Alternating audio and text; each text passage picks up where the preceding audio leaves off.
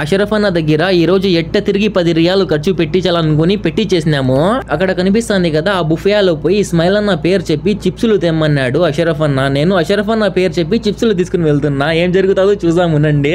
ఏదైనా కానీ అసలు తగ్గేదేలే. అక్కడ కనిపిస్తుంది కదా దీంట్లో ఫ్రెష్ జ్యూస్ తీస్తారు, ఆరెంజ్ పెట్టి ఆపిల్ పెట్టి. దీంట్లో పొటాటో అయితే నూనెలో వేసి బాగా కాగపెట్టుకుని వచ్చినాడు. దానిపైన వేసేదానికి కచ్చప్ ఎత్తుకుని వస్తున్నాడు. చూడండి 3 కచ్చపులు అయితే దాని మీద వేసి తింటాము. చాలా టేస్ట్ బాగుంటుంది. ఫస్ట్ టమాటో సాస్ అయితే వేస్తున్నాడు. టమాటో సాస్ అయిపోయినాక దానిపైన ఇంకో సాస్ అయితే వేస్తున్నాడు. చూడండి ఇది ఎల్లో కలర్ లో ఉంది సాస్. దాని తర్వాత వైట్ కలర్ అయితే వేస్తున్నారు. ఇది టేస్ట్ బాగుంటుంది ఇలా తింటే పొటాటో పైన వేసుకొని.